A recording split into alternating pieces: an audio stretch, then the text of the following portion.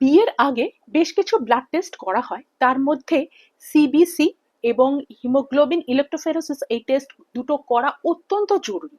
তার কারণ হবু বর এবং হবু স্ত্রী অর্থাৎ যারা ভবিষ্যতে মা বা বাবা হতে চলেছেন তাদের শরীরে বা তাদের রক্তের মধ্যে যে বংশগত থ্যালাসেমিয়া উপস্থিত রয়েছে কিনা সেটা এই টেস্টগুলোর মাধ্যমে কিন্তু জানা যায়।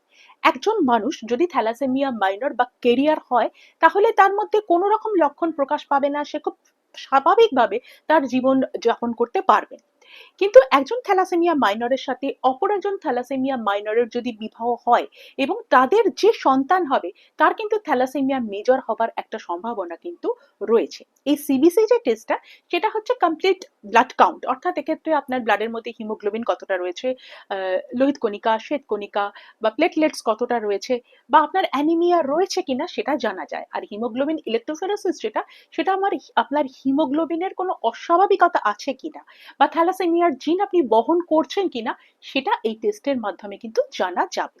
ধরুন একজন বাবা, যিনি বাবা হতে চলেছেন মানে হবু বর, তার হয়তো থ্যালাসেমিয়া মাইনর রয়েছে কিন্তু অপর যেজন তার থ্যালাসেমিয়া মাইনর নেই, তাহলে সেক্ষেত্রে যে সন্তান জন্মাবে তার থ্যালাসেমিয়া হবার সম্ভাবনা নেই বা কম থাকে। কিন্তু যদি দুজনেই থ্যালাসেমিয়া মাইনর হয়, তাদের মধ্যে যদি বিবাহ হয়, যে সন্তান জন্মাবে তার কিন্তু থ্যালাসেমিয়া মেজর হবার সম্ভাবনা রয়েছে। যদি দেখেন যে দুজনের ক্ষেত্রেই থ্যালাসেমিয়া মাইনর রয়েছে তাহলে অবশ্যই বিয়ের আগে একজন জিন বিশেষজ্ঞ এবং একজন হেমাটোলজিস্টের পরামর্শ নিয়ে তবেই কিন্তু বিয়ে করা উচিত, কারণ ভবিষ্যৎ প্রজন্মকে সুরক্ষিত রাখতে হবে।